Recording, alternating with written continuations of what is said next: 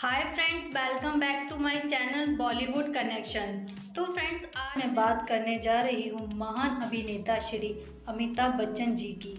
तो दोस्तों, जैसा कि आप जानते ही होंगे कि भारत देश के जाने माने कलाकार श्री अमिताभ बच्चन जी भारतीय फिल्म इंडस्ट्री में अपना बेहद नाम कमा चुके हैं।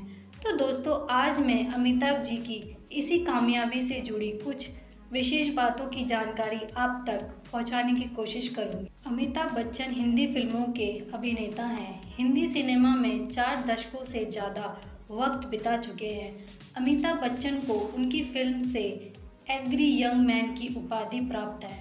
वह हिंदी सिनेमा के सबसे बड़े और सबसे प्रभावशाली अभिनेता माने जाते हैं।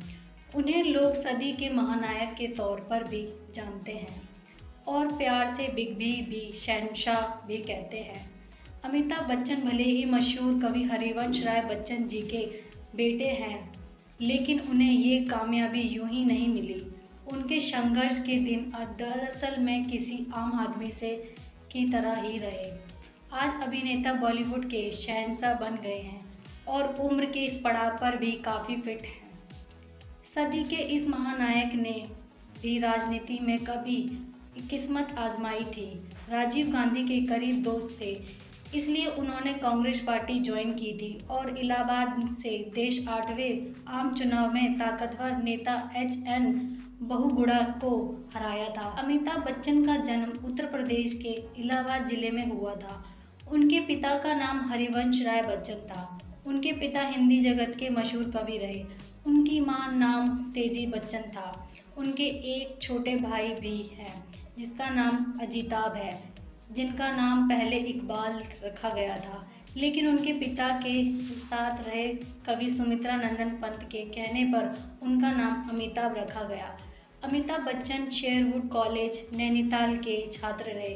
इसके बाद की पढ़ाई उन्होंने दिल्ली विश्वविद्यालय के किरोड़ीमल कॉलेज से की थी। पढ़ाई में भी वह बहुत तेज थे और कक्षा के अच्छे छात्रों में उनकी गिनती होती थी। कहीं ना कहीं ये गुण उनके पिताजी से ही आए थे, क्योंकि वह भी जाने माने कवि रहे थे। अमिताभ बच्चन की शादी जया बच्चन से हुई, जिनसे उनको 2 बच्चे हैं। अभिषेक बच्चन उनके सुपुत्र हैं और श्वेता नंदा उनकी सुपुत्री हैं। रेखा से उनके अफेयर की चर्चा भी खूब हुई और लोगों के गॉसिप का भी विषय बनी। अमिताभ बच्चन की शुरुआत फिल्मों में वॉइस नैटर के तौर पर फिल्म भुवन शोम से शुरू हुई थी, लेकिन अभिनेता के तौर पर उनके करियर की शुरुआत फिल्म 7 हिंदुस्तानी से हुई। इसके बाद उन्होंने कई फिल्में की, लेकिन वह ज़्यादा सफल नहीं हो पाई। फिल्म जंजीर उनके करियर का टर्निंग पॉइंट साबित हुई। इसके बाद उन्होंने लगातार हिट फिल्मों की और फिल्म इंडस्ट्री में अपने अभिनय का लोहा भी मनवाया। 7 हिंदुस्तानी, आनंद, जंजीर, अभिमान, सौदागर, चुपके चुपके, दीदार, शोले, कभी कभी, अमर अकबर एंथनी, त्रिशूल, डॉन, मुकद्दर का सिकंदर, मिस्टर नटवरलाल, लावारिस, सिलसिला, कालिया, सत्ते पे सत्ता, नमक हलाल, शक्ति, कुली, सबाबी, मर्द, शहंशाह, अग्निपथ, खुदा गवाह, मोहब्बतें, बागबान, ब्लैक, वक्त, सरकार, चीनी कम, भूतनाथ, पा, सत्याग्रह, शमिताभ जैसी शानदार फिल्मों ने ही उन्हें सदी का महानायक बना दिया।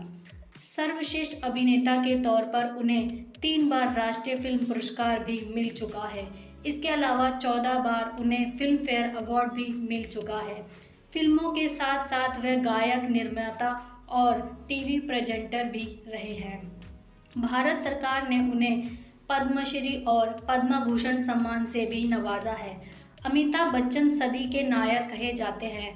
वह हिंदी फिल्म के सबसे बड़े सुपरस्टार माने जाते हैं। उन्हें असली पहचान फिल्म जंजीर से मिली थी। यह फिल्म अमिताभ से पहले कई बड़े अभिनेताओं को ऑफर हुई थी, जिसमें मशहूर अभिनेता राजकुमार भी शामिल थे, लेकिन राजकुमार ने इस फिल्म को ये कहकर ठुकरा दिया कि डायरेक्टर के बालों के तेल की खुशबू उन्हें अच्छी नहीं लगती। 70 और 80 के दौर में फिल्म सीन्स में अमिताभ बच्चन का ही आधिपत्य था। इस वजह से फ्रेंच डायरेक्टर फ्रांसवा ट्रुफो ने उन्हें वन मैन इंडस्ट्री तक का करार दे दिया था। अपने करियर के दौरान उन्होंने कई पुरस्कार जीते, जिससे सर्वश्रेष्ठ अभिनेता के तौर पर 3 राष्ट्रीय फिल्म पुरस्कार भी शामिल हैं।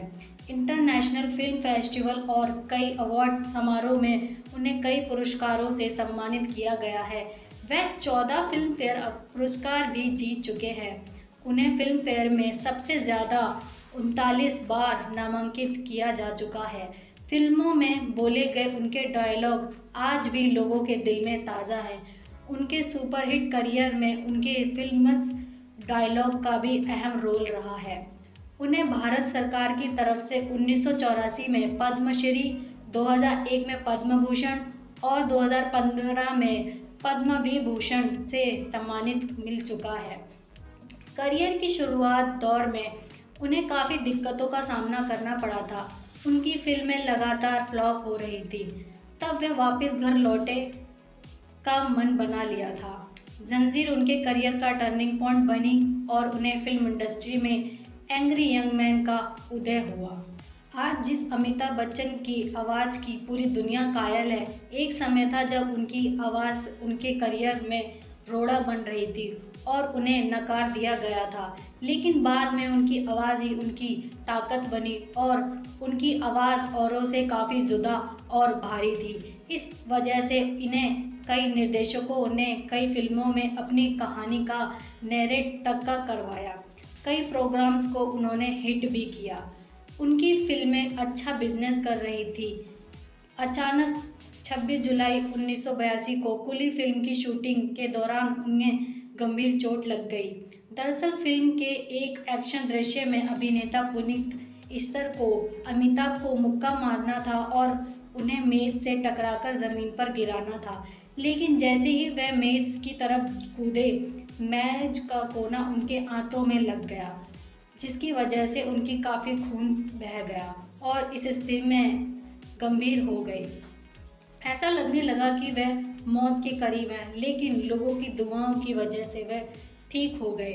कुली में लगी चोट के बाद उन्हें लगा कि वह अब फिल्म नहीं कर पाएंगे और उन्होंने अपने पैर राजनीति में बढ़ा दिए।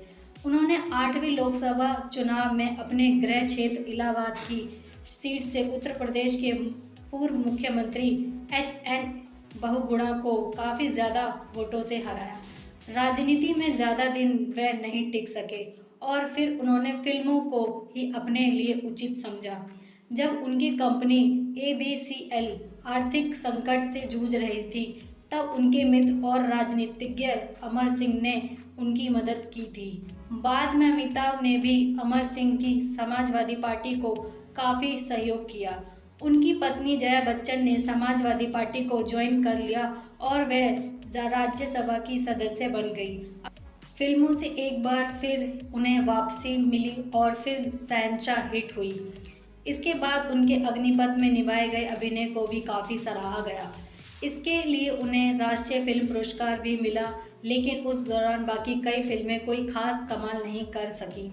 2002 में आई मोहब्बतें उनके डूबते करियर को बचाने में काफ़ी मददगार साबित हुई और फिल्म को और उनके अभिनय को काफ़ी सराहा गया। इसके बाद उन्होंने कई फिल्मों में काम किया, जिसके आलोचकों के साथ साथ दर्शकों ने भी काफ़ी पसंद किया। अमिताभ बच्चन के शुरुआती दिन काफ़ी उतार चढ़ाव भरे रहे। उनके जीवन में एक दौर ऐसा भी आया जब उन्हें अपनी नौकरी और पहली फिल्म से स्क्रीन टेस्ट से भी किसी एक को चुनना था। अमिताभ बच्चन के साथ हाथ में उस समय 1600 की नौकरी हुआ करती थी। उस ज़माने में यह रकम काफ़ी बड़ी होती थी। हालांकि उनके सामने जिस फिल्म के लिए स्क्रीन टेस्ट था वो फिल्म मनोज कुमार की थी। ऐसे में उनके लिए चुनाव आसान नहीं था। आपको जानकर हैरानी होगी कि अमिताभ ने इस फिल्म के स्क्रीन टेस्ट को ठुकरा दिया। उन्होंने स्क्रीन टेस्ट नहीं दिया और वे दिल्ली वापस लौट आए थे। बाद में उन्होंने 7 हिंदुस्तानी उनकी पहली फिल्म की थी, जिसके बदले में उन्हें 5000 रुपये बतौर फीस मिली थी। लेकिन यहाँ उनका संघर्ष खत्म नहीं हुआ। फिल्म सुपर फ्लॉप साबित हुई और इसके बाद आई 12 फिल्में भी असफल रही।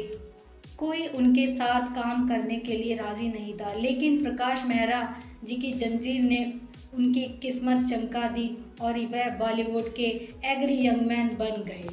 तो दोस्तों ये थी अमिताभ बच्चन जी से जुड़ी उनकी कामयाबी की विशेष बातें और उनके जीवन के कुछ अहम किस्से। दोस्तों आपको मेरी ये वीडियो कैसी लगी लाइक कमेंट करके ज़रूर बताएं और साथ में शेयर और मेरे चैनल को सब्सक्राइब ज़रूर करें। तो दोस्तों आगे फिर मिलते हैं ऐसी जानकारी भरी वीडियो के साथ।